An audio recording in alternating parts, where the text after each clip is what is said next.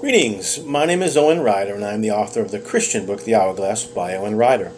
In the book of Genesis in the 11th chapter, we are introduced to the story of the Tower of Babel, the existence of which may be understated with regard to how we interpret it today.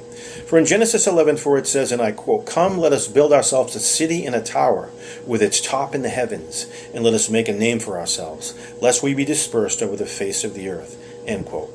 Whatever the structure was, in the following verse it draws the attention of the Lord himself.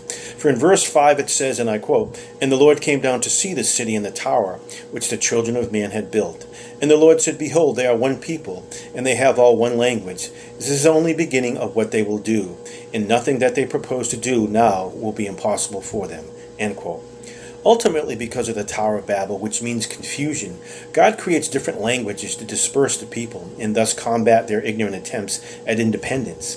As part of the fall of man, found previously in Genesis 3, man ate of the tree of knowledge of good and evil. A title seemingly harmless as it is stated, yet ultimately a slippery slope that mankind has never been able to properly navigate. In this post-flood period, apart from being a declaration of independence from God, the Tower of Babel must have been quite a structure, considering God himself sees fit to visit it.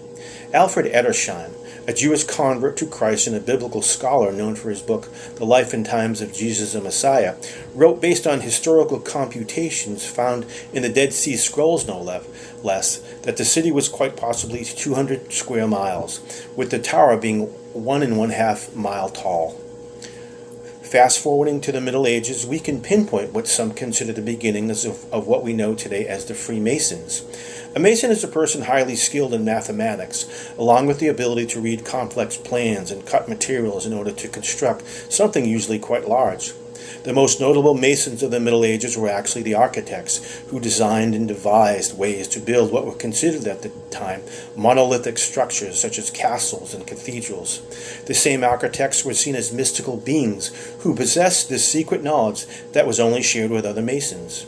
Interestingly, signs and evidence of Freemason works today can be found in such places as St. Peter's Basilica, as well as Washington, D.C., in the Capitol building, no less.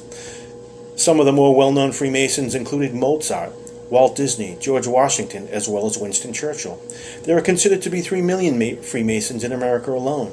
Freemasons are generally considered a secret society who reject orthodox religion, including Christianity, which can lead one to believe that to the extent that Freemasons have been involved in shaping our world, history, as we have been taught, may thus be only a neatly packaged series of lies with the intent of obscuring the real truth.